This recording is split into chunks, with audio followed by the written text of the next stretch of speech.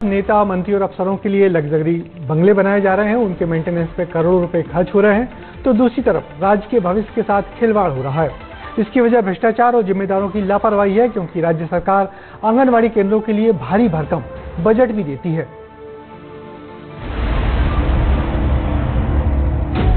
मध्य प्रदेश में आंगनबाड़ी कहीं मकान में चल रही है तो कहीं दुकान में संचालित है।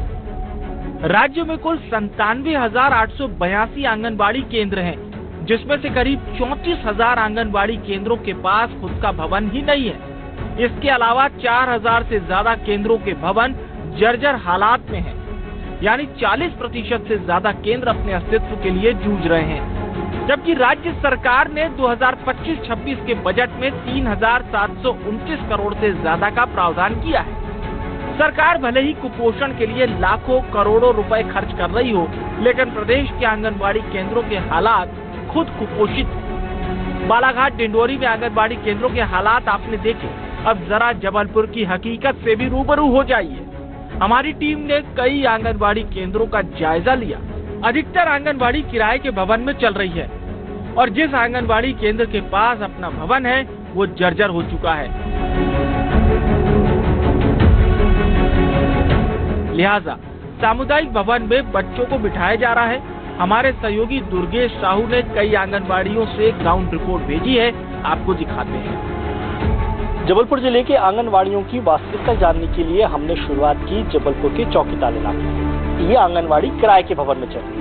अच्छा है भवन औरों के से, पर मतलब खुद का होना चाहिए आंगनबाड़ी भवन। क्या कहेंगे, आपकी नजर में ठीक है कॉलेज? नहीं, सुधार तो करना चाहिए खाने में।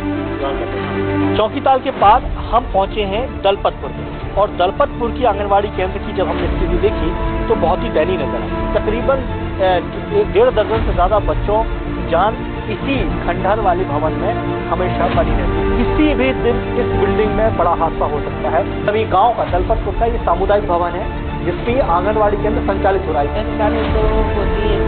मैं तो यही चाहती हूँ कि निजी केंद्र बन जाए। लाइट भी नहीं दाल यहाँ पर क्वालिटी बहुत अच्छी नहीं कहूँगा मैं, है ना, लेकिन क्योंकि बच्चों के पोषण का मामला है, शुद्ध साफ पानी के लिए कैंट का आरओ भी सरकार ने उपलब्ध कराई है। तो ये सब चीज़ें हैं। और सेकंड फेज में हमारे 308 आंगनबाड़ियों का प्रस्ताव भी हम लोगों ने संचालय भेजा है। निरंतर इस दिशा में काम कर रहे हैं और जैसे जैसे सुविधाएं मिलेंगी तो निश्चित रूप से बच्चे के लिए भी हमारा जो कमिटमेंट है वो रहेगा।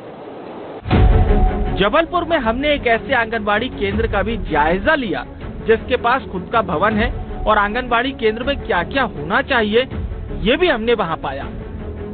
लमेटा घाट की आंगनबाड़ी केंद्र हमें सरकारी भवन की मिली, यानी कि ये एकमात्र हमें ऐसी आंगनबाड़ी मिली है जिसका खुद का भवन है। और किस तरीके से सजाया गया है, आप अंदर आप देखेंगे तो प्रॉपर ये एक छोटा सा रूम यहाँ पर बनाया गया है। उनके लिए प्रॉपर बैठने की व्यवस्था यहाँ पर की गई है। दीवारों को भी आप पूरी तरीके से देखेंगे कि अच्छे तरीके से सजाया गया है, यानी कि यहाँ पर जो भी पोषण आहार आता है उसके लिए कैसा ये व्यवस्था यहाँ पर होना चाहिए वो यहाँ पर देखने को मिला। कैसा एक आंगनबाड़ी केंद्र होना चाहिए वो मुझे यहाँ पर देखने को मिला।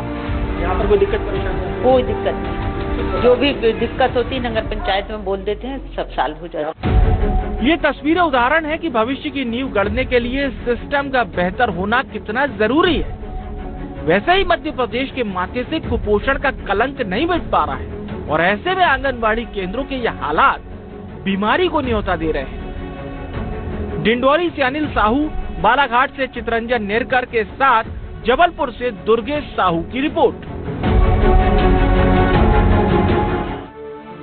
तो इन सारी ग्राउंड रिपोर्ट से बात यही निकल के आई है कि सच्चाई तो ये है कि कुपोषण दूर तो हर सरकार करना चाहती है, मगर बात उसी व्यवस्था की है जो बुरी तरह बीमार हो चुकी है।